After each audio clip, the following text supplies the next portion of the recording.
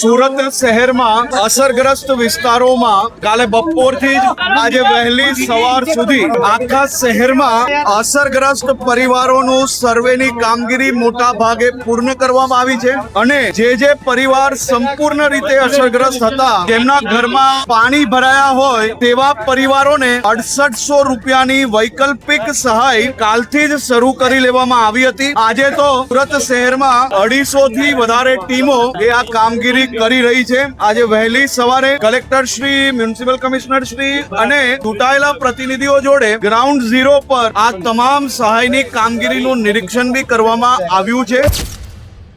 નમસ્કાર, આપની સાથે હું આકાંક્ષા, તમે જોઈ રહ્યા છો રાજકોટ।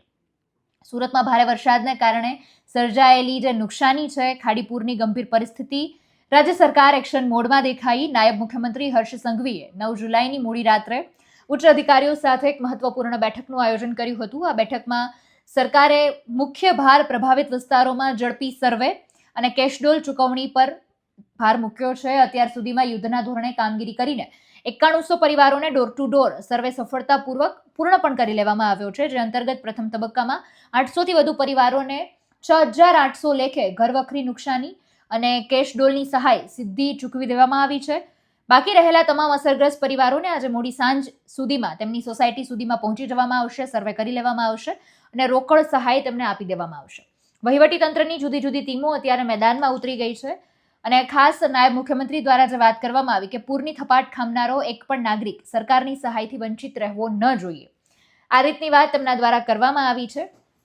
તાત્કાલિક ટીમ પણ અત્યારે મોકલી દેવાની સૂચનો પણ કરી દેવામાં આવ્યા છે। કોઈ પણ રહી ગયેલી સોસાયટી કે નાગરિક કલેક્ટર કચેરી ખાતે ઊભા કરાયેલા કંટ્રોલ રૂમમાં ટોલ ફ્રી નંબર પર સંપર્ક કરીને પોતાના વિસ્તારની માહિતી આપી શકશે, આ રીતની વાત પણ કરવામાં આવી, જેનાથી વહીવટી ટીમ તરત જ તેમની પાસે પહોંચી જાય અને તેમની જે મદદ કરવાની છે તેમના દ્વારા પૂર્ણ કરી નાખવામાં આવે।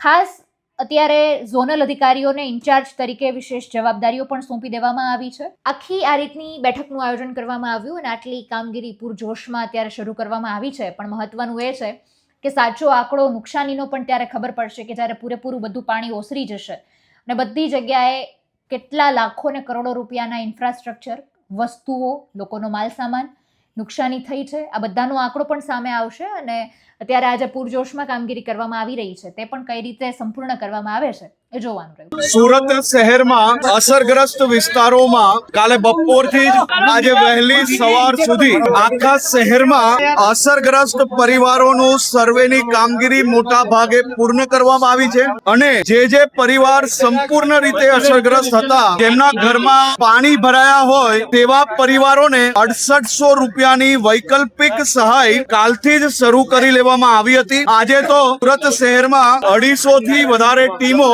આ કામગીરી કરી રહી છે। આજે વહેલી સવારે collector Shri, municipal commissioner Shri અને ચૂંટાયેલા પ્રતિનિધિઓ જોડે ગ્રાઉન્ડ ઝીરો પર આ તમામ સહાયની કામગીરીનું નિરીક્ષણ બી કરવામાં આવ્યું છે। આજે મોડી રાત સુધી મોટા ભાગના વિસ્તારોમાં ને કાલે સાંજ સુધી સંપૂર્ણ સુરતમાં જે કોઈ ઘરોમાં પાણી આવ્યું હોય તે ઘરોમાં પરિવાર દીઠ 6800 રૂપિયા અને કાચા મકાનો હોય કે વસ્તી હોય અને જ્યાં પહેલા માલે પાણી ના પહોંચ્યું હોય પણ એ લોકો કામે ના જઈ શક્યા હોય એવા પરિવારને ઘર દીઠ 1800 રૂપિયા સહાય ચાલુ કરી લેવામાં આવી છે। હું હમણાં આઝાદનગર ભટાર વિસ્તારમાં છું, જ્યાં 1900 થી વધારે પરિવારના સર્વે થઈ ગયા છે અને આ બધી જ સહાય આપવાની કામગીરી ચાલુ કરી લેવામાં આવી છે અને સાથે સાથે સ્વાસ્થ્યની બી ઘરે ઘરે જઈને તપાસ કરવામાં આવી રહી છે। તો સામાન્ય રીતે જે મકાન જેના નામે હોય તેને જ આપણે સહાય આપી શકતા હોઈએ છીએ, પણ માનવતાના ધોરણે આપણે આમાં ઘણું ડોક્યુમેન્ટેશન નથી કર્યું। માત્ર એક જ પ્રૂફના આધારે બી લોકોને તાત્કાલિક મદદ મળી રહે તે માટે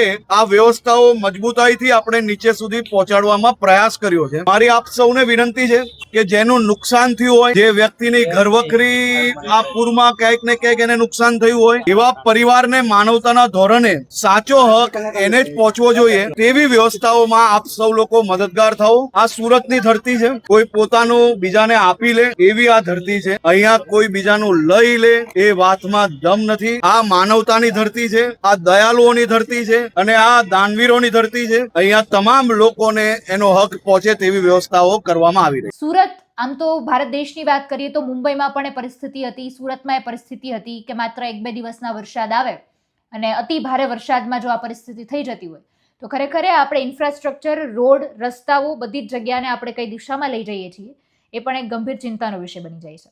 સમગ્ર મામલાને, ખાસ સુરતના મુદ્દાને તમે કઈ રીતે જુઓ છો, કમેન્ટમાં જણાવજો. ફરી મળીશું. મને રજા આપશો. નમસ્કાર.